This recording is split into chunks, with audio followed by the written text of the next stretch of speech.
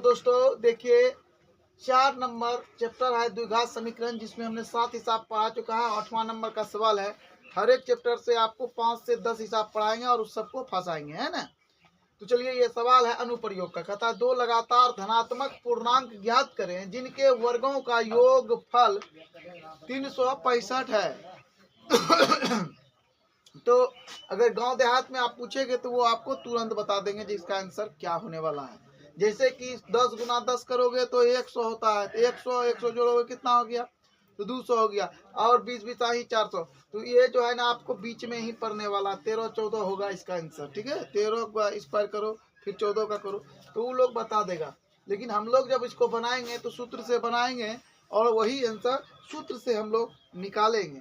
चलिए हम लोग निकालते हैं, लिखते हैं। माना कि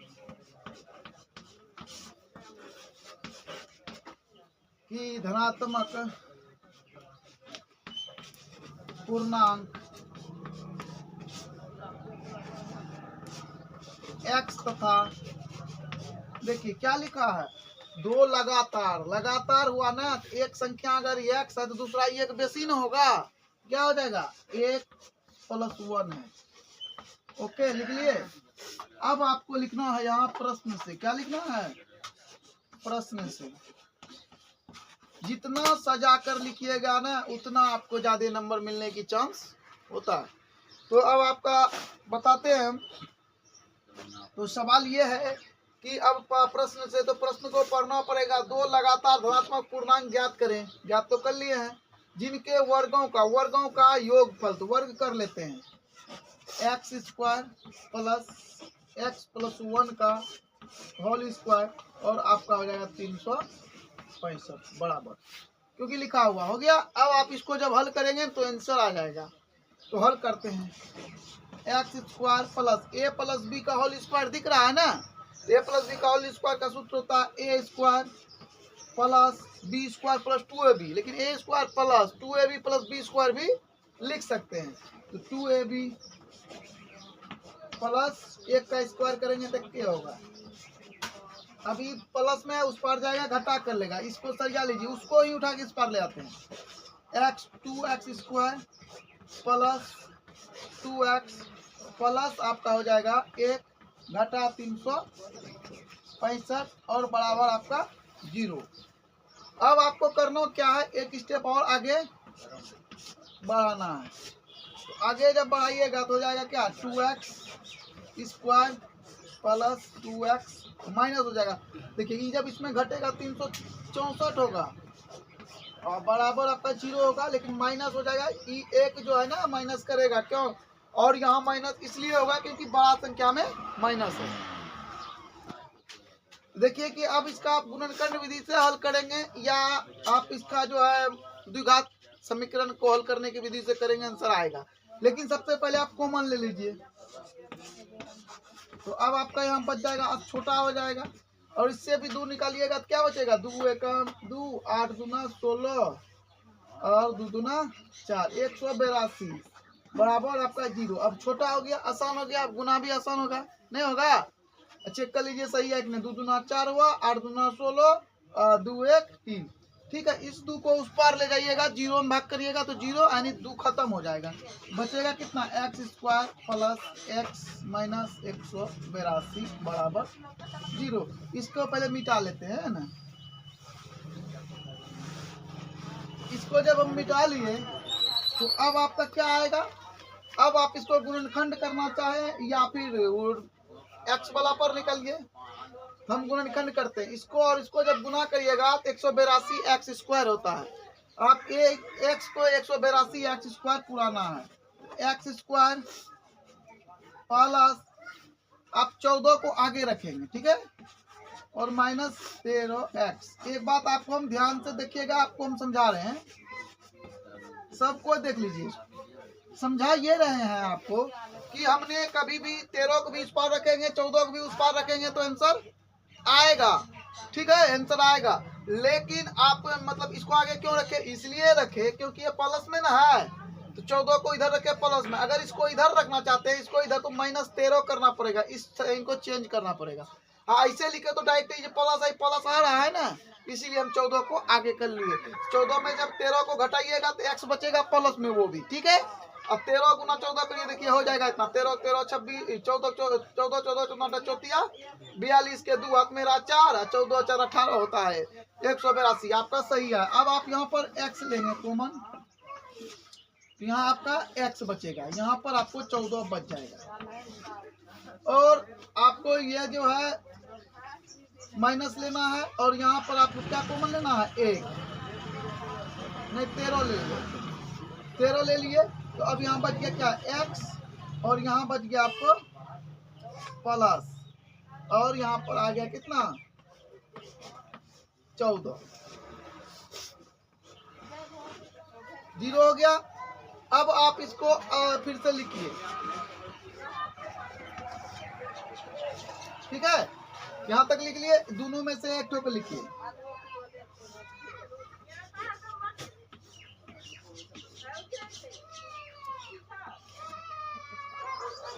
ठीक है, यहाँ तक हो गया। अब आपको लिखना है बराबर 0 और यहाँ पर लिखना है x प्लस 14 बराबर आपको 0। अब आपका आंसर आएगा x बराबर 13 और x बराबर -14। तो अब देखिए कि धनात्मक पूर्णांक है, दो आंसर आपका निकला है 13 और ये 14। तो ये तो धनात्मक है, ये क्या है ऋणात्मक है। आंसर में करा लगातार दो धनात्मक पूर्णांक था, तो धनात्मक पूर्णांक है तो पहली हो जाएगा 13 और दूसरी 13 प्लस 1 होगा 14, लेकिन यहाँ से 14 नहीं आएगा, ये 14 यहाँ से आएगा, ठीक है। देखिए सवाल नंबर आपका 9 है, बहुत बड़ा सवाल है इसलिए हमने इस पर लिखा नहीं, पढ़ देता हूँ आप समझ जाइएगा। एक समकोण त्रिभुज की ऊंचाई आधार से 7 सेमी कम है, यदि कर्ण 13 सेमी हो तो अन्य दो भुजाएं का मान ज्ञात कीजिए, ठीक है। तो हम करते क्या है, माना कि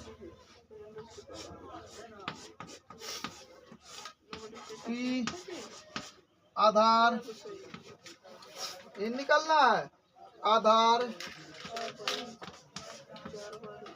x है तो ऊंचाई कितना हो जाएगा इसका x -7, क्योंकि आधार से जो है 7 कम है। अब प्रश्न से चलिए, तो अब आप यहाँ पर देख लिए, माना कि आधार x है, ठीक है। तो यहाँ पर लिखा हुआ है एक समकोण त्रिभुज की ऊंचाई आधार से 7 कम है, तो आधार x हो गया तो ऊंचाई आपका x -7 हो गया। यदि कर्ण 13 सेमी का हो तो अन्य भुजाओं का मान ज्ञात कीजिए। तो कर्ण इसका 13 है, पाइथागोरस प्रमेय से, ठीक है। प्रश्न से पाइथागोरस प्रमेय से, पाइथागोरस प्रमेय से चलेंगे। जब पाइथागोरस प्रमेय से चलेंगे तो क्या होगा, कर्ण का स्क्वायर होता है ना, होता है आधार स्क्वायर प्लस शीर्ष लंब का स्क्वायर बराबर कर्ण का स्क्वायर, यानी आप ऐसे भी इसको लिख सकते हैं h स्क्वायर बराबर p square plus b square, ठीक है। तो आप ऐसे लिखेंगे, तो ये दिया हुआ आपका है 13, p आपका ऊंचाई x -7 स्क्वायर प्लस x का स्क्वायर। अब इसको हल करिए, 13 गुना 13 करना होगा, 13 13 13 दूना 26 13 39 और 13 3 16 169।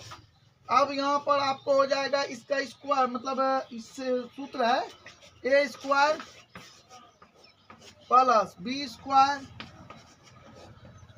-2ab x square. तो अब देखिए कि अब हम इसको लिखने से पहले अलट पलट कर देते, दोनों बराबर है, इसको आगे लिख लेते हैं, इसको उस पार लिख देते हैं, उससे कोई फर्क नहीं पड़ता। हम यहाँ पर लिख लिए एक्स स्क्वायर, यहाँ देखिए एक्स स्क्वायर एगो है, एगो यहाँ 2x स्क्वायर, ओके। उसके बाद ये क्या है 7 49 घटा 7 दूना 14 एक्स बराबर 169 लिख दिए। कुछ किए नहीं है इसमें, इसका जो हल था उसी को किया, इसको इस पार ले आए, इसको इस पार कर दिए, ठीक है। इससे कोई फर्क माइनस प्लस में नहीं पड़ता, क्योंकि सिर्फ इसी को घुमा दिए हैं, ठीक है, इसलिए कोई दिक्कत नहीं है। आप ऐसे भी लिख सकते थे, इसको पहले कर सकते थे, ठीक ना। तो अब जो है आपको 2x² प्लस 49, रुकिए, अब जो है थोड़ा सा और एडजस्ट करते हैं इसको,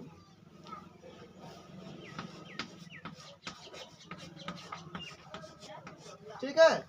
इसको इस पार ले आते हैं, अब माइनस करेगा, यहाँ 0 हो गया।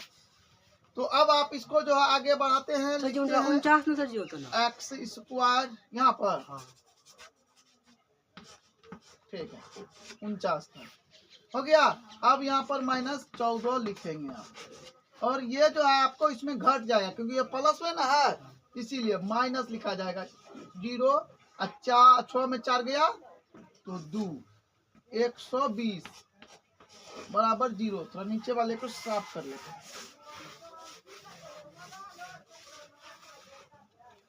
अब जो है आपको कॉमन ले लेना है,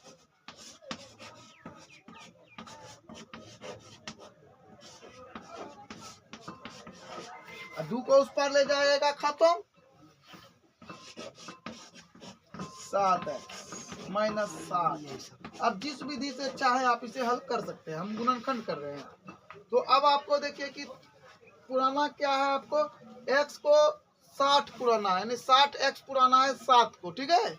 7 को 60 पुराने के लिए क्या करना होगा, -12x प्लस 5x -7।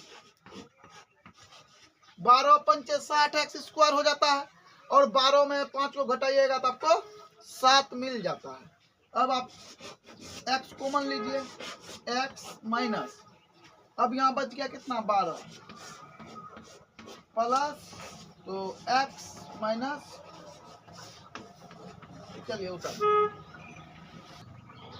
तो आपका आ गया x प्लस 5 और x -12, ठीक है, तो आपका बराबर 0। अब आप लिखेंगे यहाँ पर x प्लस 5 बराबर 0, तो x बराबर आपका आ गया -5। तो किसी भी त्रिभुज का आधार माइनस में नहीं हो सकता, किसी भी क्षेत्र का जो क्षेत्रफल होता है माइनस नहीं होता, तो आधार की लंबाई माइनस नहीं है, ये जो है आपका संभव नहीं हो सकता है, ये असंभव होगा। आप यहाँ पर लिख देंगे असंभव, खत्म हो गया, ये संभव नहीं है। अब आपको लिखना है x -12 बराबर 0, तो x बराबर आपका हो जाएगा 12, यानी आधार जो है ना त्रिभुज का, वो हो गया आपको 12।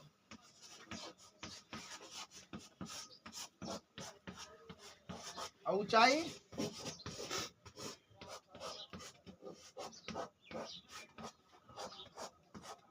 5, देखिए ये 5 आया, लेकिन ये माइनस में है, ये प्लस में है, इसीलिए यही आपका आंसर हुआ। तो दोस्तों, अगर आपको हमारा वीडियो अच्छा लगता है तो लाइक कमेंट शेयर जरूर करें। धन्यवाद।